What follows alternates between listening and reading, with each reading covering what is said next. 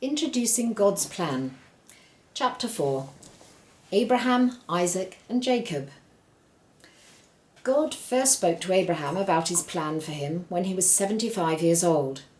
Abraham wondered how this plan would come true, as he and his wife Sarah had no children. Later, God spoke to him again about this plan. He told Abraham that his descendants would be as many as the stars in the sky, and that he would give them a large piece of land to live in, the country between the river Nile in Egypt and the river Euphrates. When Abraham was 99 years old, God spoke to him again and repeated his promise, his covenant, a third time. However, by this time, Abraham and his wife Sarah were too old to have children. But then God worked a miracle.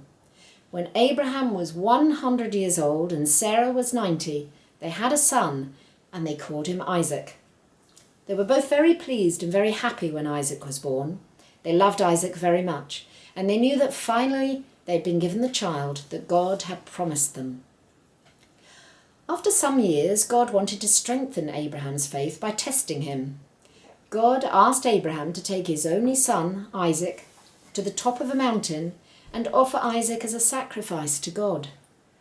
This meant he had to kill his son.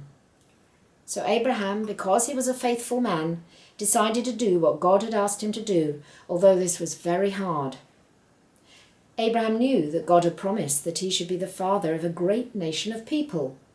And Abraham also knew that this would come about through Isaac's children. And now God had asked him to sacrifice Isaac. But Abraham had such great faith in what God had promised that he believed that if he killed Isaac, that God would raise Isaac back from the dead and bring him back to life again. This is what he knew God must do if he was to keep his promise. And so Abraham set out with Isaac to the top of the mountain. He laid Isaac down and took out a knife to kill him. But just as he was about to do this, an angel spoke to Abraham and told him not to kill Isaac after all. God was very pleased with Abraham because of his great faith and his obedience. Abraham's faith had grown, and Isaac's life was spared. Abraham killed a ram on the top of the mountain as a sacrifice to God instead of his only son, Isaac. When Isaac grew up, he married a woman called Rebekah. For many years, they had no children.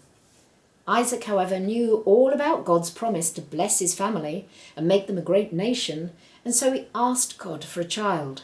And soon Rebekah found she was expecting twins. In those days, the elder son inherited all the family rights and the privileges, and these included what was called the birthright and the special position of being head of the family and God's priest for the family. However, before the twins were born, God told Rebekah that the younger one was to become the head of the family. He also told her that it would be through the younger one that God's promises to Abraham would come true. The twin boys were born, first Esau, and a few moments later Jacob, clutching Esau's heel. As they grew, Esau became a skillful hunter, and he loved to be outdoors, whereas Jacob was quiet and he stayed near the tents where they lived. Isaac loved Esau best, but Rebekah loved Jacob. One of Jacob's greatest desires was to have the birthright and to serve God. This birthright properly belonged to his brother Esau, as he was the eldest. Jacob knew that if he had the birthright, not only would he get a double portion of all his father's possessions, but he would also be entitled to get his father's blessing and to be head of the family and to be God's priest for the family. So one day when Esau arrived home very hungry and saw that Jacob was cooking some stew, Jacob seized his opportunity. When Esau asked for some stew, Jacob bargained with him and told him he could have some stew as long as he promised to sell him his birthright. Well, Esau hastily agreed as he was so hungry and he didn't really care at all about his birthright and serving God. Maybe Rebekah told Jacob what God had told her before the children had been born, and so Jacob may have been anxious to hurry God's plan along. Later, when Isaac was very old and could no longer see, He told Esau one day that he wished to give him his blessing before he died. Rebekah overheard her husband and worked out a plan to make sure that Jacob received the blessing instead. She dressed Jacob in Esau's clothes, and then she put skins on his arms to make him feel hairy like Esau. And finally she sent him in to Isaac with a special stew, which he loved to eat.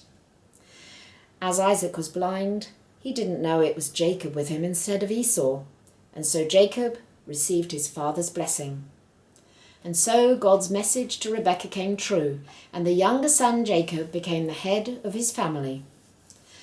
However, this was not the way that God had wanted it to happen, and God is always sad when people are dishonest or try to cheat one another. It was through Jacob that God's promises to Abraham were fulfilled. God changed Jacob's name to Israel, and later he had 12 sons, who were the very beginning of the 12 tribes of Israel. Therefore, at the beginning of God's plan to make a great nation of people to be a kingdom of priests who were to serve God, there were 3 very important men. These were Abraham, Isaac, and Jacob. The 12 sons of Jacob all had children themselves, and gradually more and more people were born, and this nation of Israel became larger and larger. God had promised that Abraham would be the father of a great nation, and slowly this was coming true.